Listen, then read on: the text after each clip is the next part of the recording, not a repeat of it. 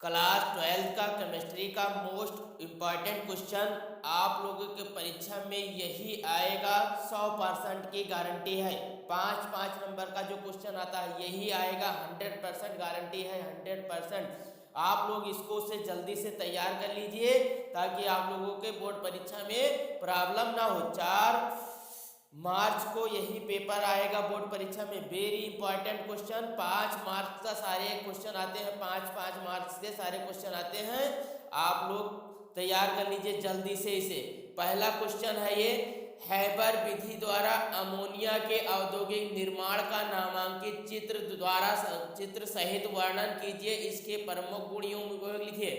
जैसे कि हैबर विधि द्वारा अमोनिया का औद्योगिक निर्माण किया जाता है, उसको अच्छी तरीके से पढ़ लीजिए। उसका चित्र भी क्या कीजिए, बना लीजिए। आप लोग उसका चित्र भी बनाना सीख लीजिए, प्रैक्टिस कर लीजिए। और उसके जैसे गुण क्या होते हैं, भौतिक गुण और रासायनिक गुण क्या है। भौतिक गुण जैसे ये इसका गंध क्या होता है और इसका स्वाद क्या होता है, ये सब क्या कर लीजिए आप लोग जल्दी से तैयार कर लीजिए। रासायनिक गुण मीन्स ये किसके साथ जब क्रिया करते हैं और अब क्रिया करते हैं तो क्या प्रोडक्ट बनाते हैं, इसके बारे में आप लोग क्या कीजिए जल्दी से पढ़ लीजिए। और उपयोग इसका कहाँ कहाँ उपयोग किया जाता है, किसके निर्माण में इसका उपयोग किया जाता है, इसके बारे में आप लोग पढ़ लीजिए जल्दी से। नहीं तो आप लोगों का पेपर क्या होगा, अच्छे तरीके से नहीं होगा।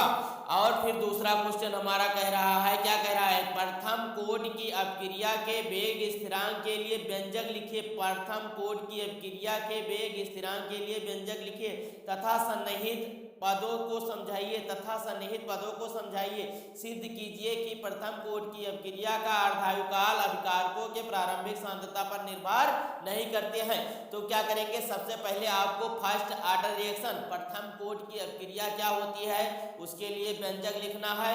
और फिर उसके बाद क्या करना है, सन्निहित पदों को समझाइए। उसके संबंध में जो जो पद आते हैं उसको क्या कीजिए, समझाइए। तथा सिद्ध करना है आपको कि प्रथम कोड की अभिक्रिया का अर्धायुकाल अपकारकों की सांद्रता पर निर्भर नहीं करती है। तो क्या करेंगे, प्रथम कोड अपक्रिया आ जाने के बाद उसको क्या करेंगे, अपकार जो हाफ लाइफ पीरियड है उसको लिखेंगे। फिर उसके बाद जो उसका इक्वेशन आता है कि T इक्वल टू क्या आता है 0.693 अपान के। तो ये क्या हो जाएगा, उसके इसमें कहीं और जिक्र किया तो जाता नहीं है उसके प्रारंभिक और सांद्रता का, केवल क्या किया जाता है कांस्टेंट और समय का किया जाता है, इसलिए वो क्या होगा उस पर डिपेंड नहीं होगा।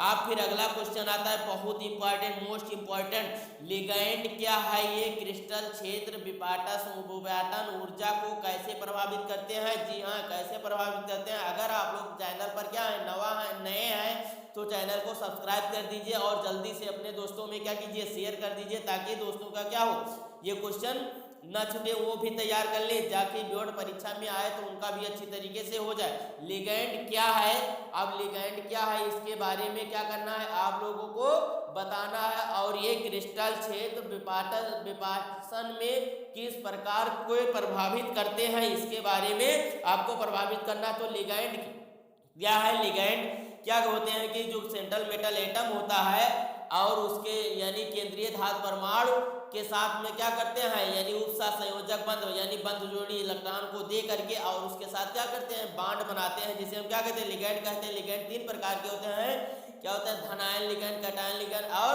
Neutral ligand. इन तीनों को पढ़ लीजिए। और ये क्रिस्टल क्षेत्र विपाटन ऊर्जा को कैसे यानी CFT क्रिस्टल फील्ड थ्योरी को कैसे प्रभावित करते हैं, इसमें क्या करिए आप लोग पढ़ लीजिए। इसमें दो होता है T2G और EG होता है, इसके बारे में आप लोग पढ़ लीजिए। ये भी बहुत मोस्ट इंपॉर्टेंट, बहुत इजी रहता है, आप लोगों का हो जाएगा। अब फिर अगला है हैलो एल्केन के एक अणु नाभिक स्नेही प्रतिस्थापन SN1 तथा 2 अणु नाभिक स्नेही प्रतिस्थापन SN2 की क्रिया विधि उदाहरण द्वारा समझाइए।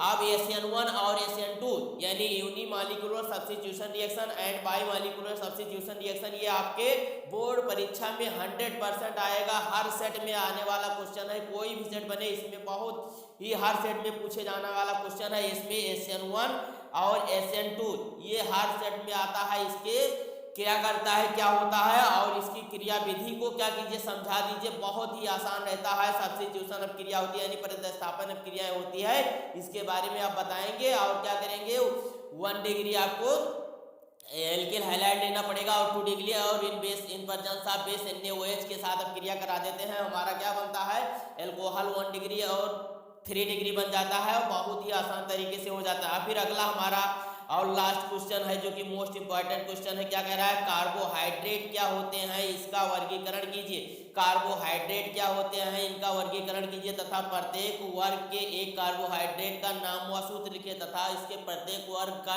एक नाम व सूत्र लिखिए। कार्बोहाइड्रेट क्या होता है, CH2OI सूत्र के यौगिक को क्या कहते हैं, कार्बोहाइड्रेट कहते हैं। और इसका वर्गीकरण यानी ये कितने 3 प्रकार के होते हैं, मोनो डाई और क्या होते हैं, पॉलीसैकेराइड, मोनोसैकेराइड और यानी 3 मोनोसैकेराइड और क्या होते हैं पॉलीसैकेराइड। मान लीजिए 2 ही मेन होते हैं, मोनो में एक है जिसमें हो जाएगा और क्या हो जाता है डाई में, डाई और पॉली में क्या हो जाता है, सभी को क्या किया जाता है, जब मिक्स कर दिया जाता है तो हमारा क्या हो जाता है, पॉलीसैकेराइड बन जाता है।